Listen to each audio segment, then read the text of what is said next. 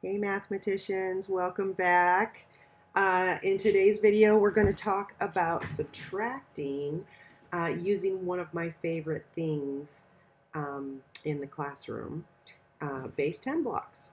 I am sure that you guys have seen these in your classroom before, but just in case you don't remember, this is what they look like. And it really is one of my favorite things to use in the classroom because it helps us learn math, and that is awesome. You all know how I feel about that. So I created some base 10 blocks here on my computer. I made green ones. I don't know, green's my favorite. So I made green ones. Anyway, I'm going to move myself over to this side of the screen. And then, because we're not going to be using hundreds today, we're not going to be using the flats. We're just going to be using the single units and the rods, the ones and the rods, which are the tens. So let's start with this first problem. 87 minus 61. Now, before I started the video, I already represented 87 on my base 10 mat here. And when you're using base 10 blocks and you're doing subtraction, you want to start with the biggest number. You want to put the biggest number on your mat with your blocks. So in order to get 87, I had to use 8 rods over here, and I had to use 7 ones because 8 is in the tens column and 7 is in the ones column. So now we're going to look at the second number here, 61. So let's look at the ones column first. Can I take one thing from 7 things? Yes, I can. So let's take one away. And now let's look at the tens column. Can I take 6 things from 8 things? I'm pretty sure I can. 1, 2, 3, 4, 5, 6. And that leaves us with let's figure it out. How many tens do we have? 1, 2. We have 2 tens left. And then how many ones do we have left? 1, 2, 3, 4, 5, 6. We have 6. So the answer to our problem, 87 minus 61, is 26. So this time we're going to try something a little bit different. We're going to talk about borrowing, and we're going to show how to borrow on our base 10 mat here.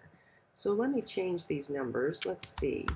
Let's try 44 minus 26. Let's see. Okay, so remember, we want to take the biggest number and put that on our mat first. So let's see, I already have 2 rods over here, so let me grab. There's 3 and 4, because in 44 there are 4 tens. So we have to have 4 rods over here in our tens place. And then how many ones are in this number? 4. So let me just take 2 of these away, and that leaves us with 44. So now let's look at the second number. Let's start with the ones. We have 4 ones over here. Can we take 6 things away from 4 things? We can't. So in order to do that, we have to trade one of these rods for single units. So I'm going to put this over here, and I'm going to trade it for 10 single units. There's 3, 4, 5, 6, 7, 8, 9, 10.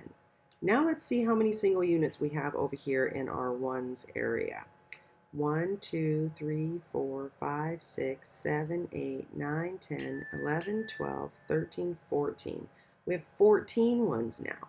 Can we take 6 things from 14 things? Of course we can.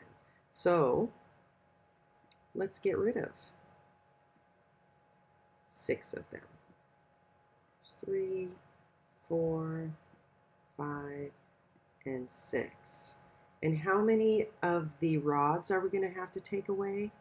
Well, there's a 2 here in the tens place, and remember, rods represent tens because there are 10 single units in each one. So we're going to take 2 of those things away, and then we're going to count our base 10 blocks to see what our answer is. Well, we know that 1 rod is 10, so let's count on from there. 10, 11, 12, 13, 14, 15, 16, 17, 18. We have 18 things left. So the answer to our problem, 44 minus 26, is 18. And that's how you can use base 10 blocks to borrow. Thanks for watching, and I will see you next time.